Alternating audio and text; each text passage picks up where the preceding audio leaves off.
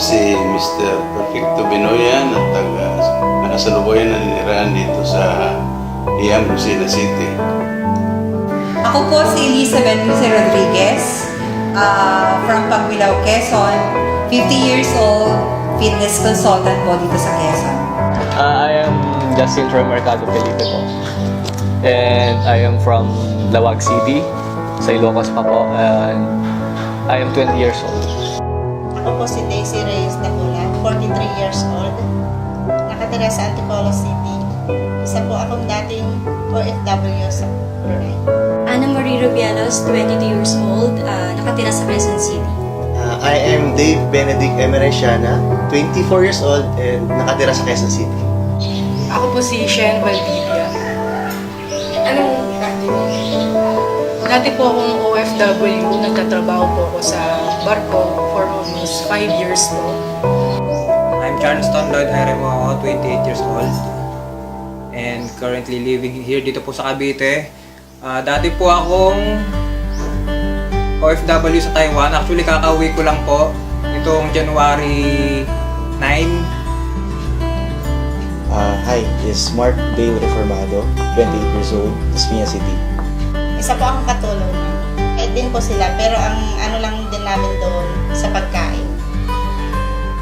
Hirap po kaming makakain sa tamang oras. Lagi kami nagugutuman at saka talagang may sukat lang ang kinakain namin. Ang ginawa ko,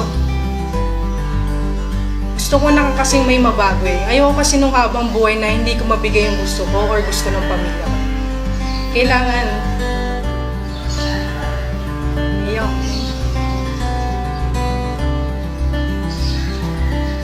kasi alam ko darating yung araw na one day lahat ng gusto nila kaya ko nang ibigay. Buong-buong pangarap ko. Kaya lagi kong sinasabi yun. Until that time na nakilala ko si EM Goldex. Sa kasalukuyan ay magnegosyo,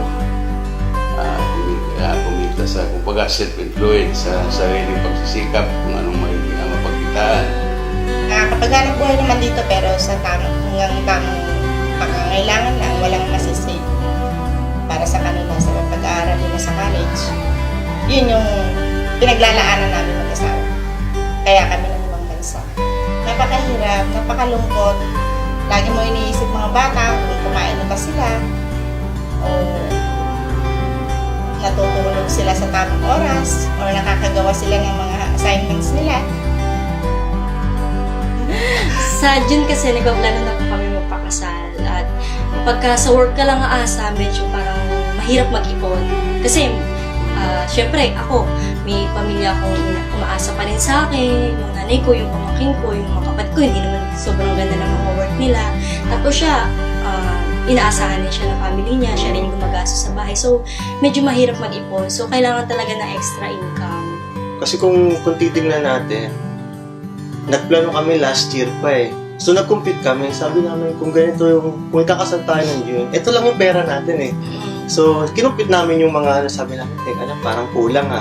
So kailangan natin ng extra effort, kailangan natin ng additional income para ma-reach natin yung goal natin. Hanggang sa ito nga, nakilala namin si EM Goldex. So may nag-offer po sa akin ito, isa kong friend na tingnan ko daw, subukan ko daw yung company na to, baka makatulong sa akin at sa pamilya ko. Nag-join po ako sa EM Goldex. Nasa Taiwan po ako nung may nagsabi po sa akin about this online store business. Tapos, so yun, inaaral ko. Actually, walang duda-duda agad eh. Inaaral ko lang siya. Pinanood ko yung video. Tapos, yun, sabi ko, okay to. Go. So, sa iba talaga, nakakaduda pagkauna, parang, alam mo na, pag networking, parang too good to be true, parang, talaga, kikita ka ba na ganyan? Pero, yun yung totoo umita na talaga kami. Yung isang business partner ko before sa networking, ang siyang nag-introduce ito sa akin. Sinabi niya, Bet, alam ko ikaw ay umaayaw na sa networking.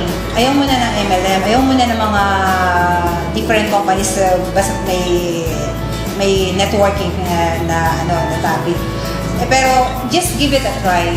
Open your website, open your Facebook, basahin mo yung lahat na nasa sa wall ko. Basahin mo yung link na sila sabi kong everything about Mgoldex. Then, pag nagustuhan mo siya, i-message mo ako. Explain ko sa'yo kung ano yung details ng company. Medyo yung mga tao, ang pagkaintindi nila nung sabihin ko sila tungkol sa Mgoldex, medyo naintindihan nila na ito ay isang magandang pagkakitaan. Kaya sila ay medyo madali-dali ako nakapakuha ng mga membro na sila nagpabilis para sa pag-exit ng mga sumasali. Employment is not a sure way that you can reach your dreams. May mga pangarap din ako. Hindi lang yung everyday na kinakain namin. Mga gastos dito sa bahay, bills, everything else. Siyempre, gusto ko rin ng mas magandang bahay, kotse. Pinakipagsabalan lang ko ang konting pera na nasa palad ko that time. Dahil nga ang purpose ko ay makauwi na ng maaga. Hindi ko natapusin ng 2 taon. Awa naman ng Diyos sa pagsisikap ko na kahit pagod na ako sa trabaho, sa gabi, wino-workout ko pa din siya. Makuha ko yung reward ko, ang pumasok sa isip ko, kailangan magtuloy-tuloy na ito. Kailangan tuloy-tuloy nang gawin ito dahil napakaganda naman ang nagiging reward kasi kung anong sinabi ng company, yun ang ibinibigay. Gusto ko pa talaga mapagtayo ng apartment. Siyempre, pangalawa na lang dyan yung mga sasakyan. And tuwa ako kasi totoo siya eh. Hindi siya mga sabi-sabi na puro mga negative feedbacks. Na-fulfill mo yung marketing plan ng company. You either have a choice to receive gold or to receive cash. Now, sino ba naman ako para maghawak ng ginto? Saan ko ilalagay? Lagay ko sa baul. At sa awa ng ating poong may kapal, nagawa ko. Kumita po ako dito. Kaya nung kumita ako ng medyo malaki, nakapag-decide na kaming mag-asawa na umuwi na.